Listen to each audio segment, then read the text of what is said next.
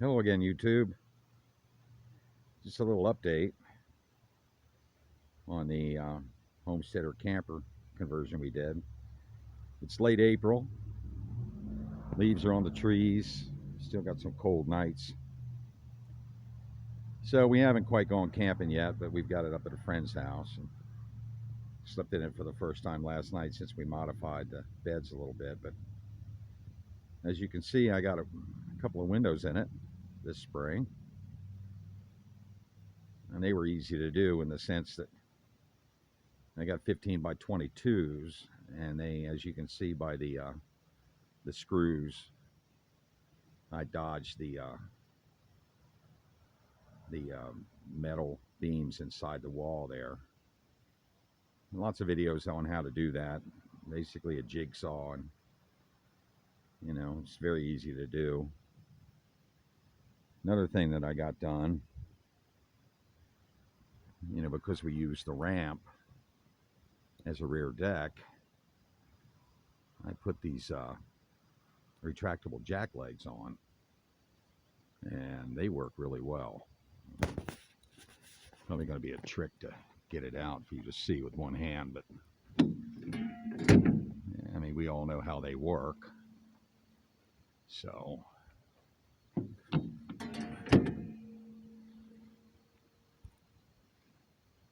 I put it down yesterday, and on this particular spot here, I had one of them all the way out and another one a click or two back for it to be level.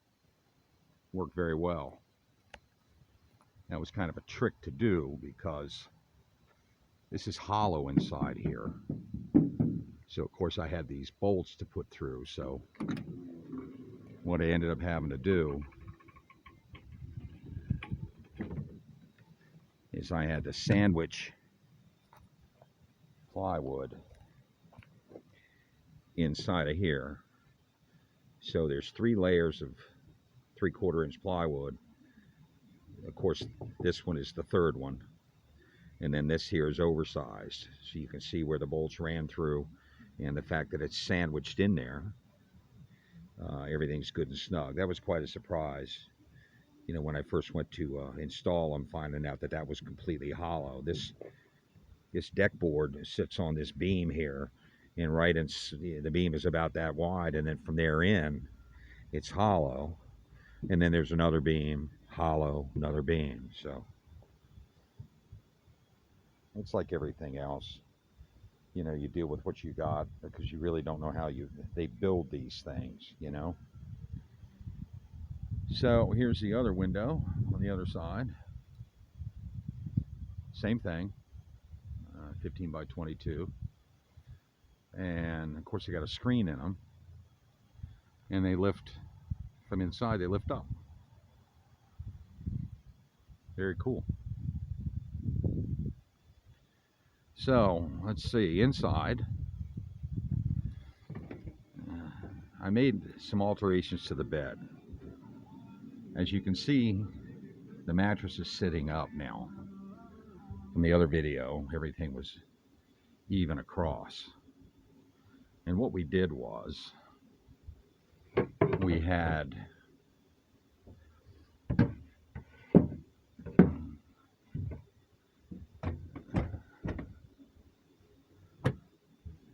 when we made the bed,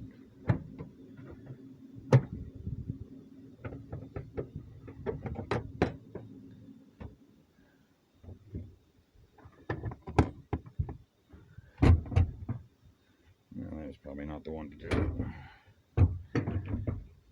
Alright, so when we made the bed before, we had this gap, the nature of the mattress fitting against the wall.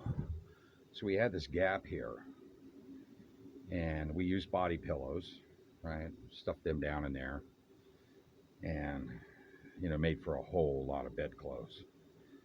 But anyway, so what we did was, rather than waste a 24-inch piece of 6-inch rigid foam, I bought another chunk of it, and the 8-inch gap that I had here, I cut an 8-inch piece of foam, and I glued the two together. So now when you put the bed down, You just slide it up against the wall.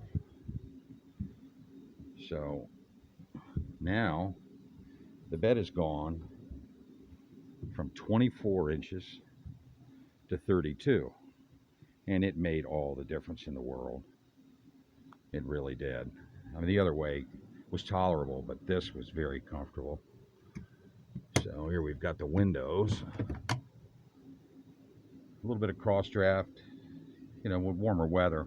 That's going to be nice, you know, in the evening air coming in. So let's see. And of course, this is what it looks like when it's stowed, but it doesn't matter. It works, you know. All right, let's see. We've got a diesel heater. So rather than pay $600 for the RV heater that I intended to put in, you know, the other video shows where I've installed the thermostat and all, the price had just gone up so high that I couldn't see it. So many YouTubers that have done this, these conversions on trucks and vans and different things, they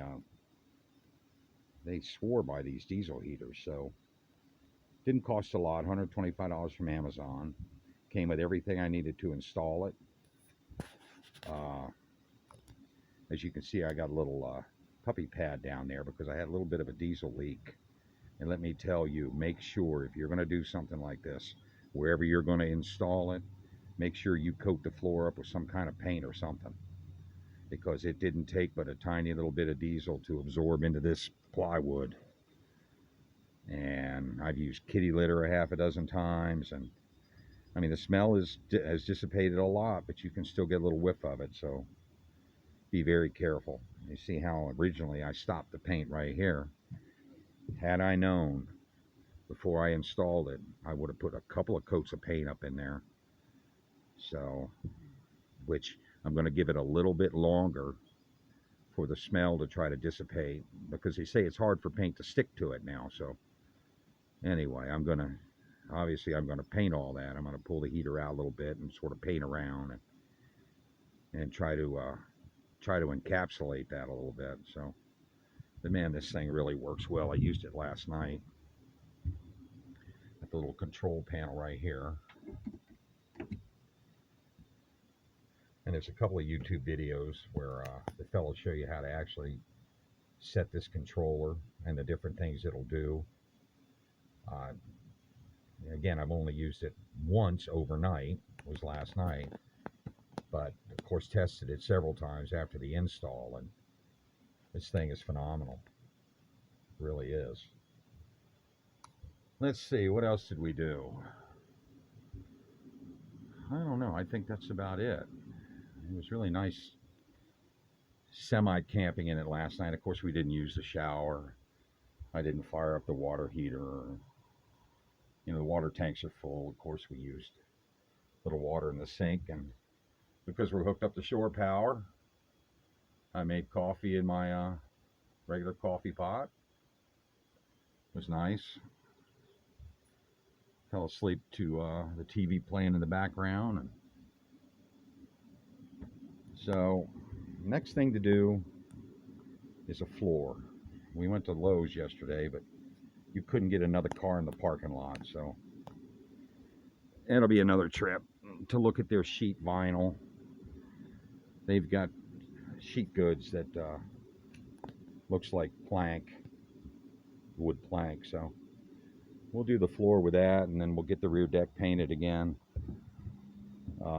The rear deck is white because when the trailer's closed up, it's an interior wall, so you know, there's no shortage of paint. It gets a little ugly looking, I'll roll it out again. So anyway, guys, thanks for watching, and the season's upon us. I can't wait to get out there and get the four-wheeler going, do a little bit of trail riding. Thanks for watching.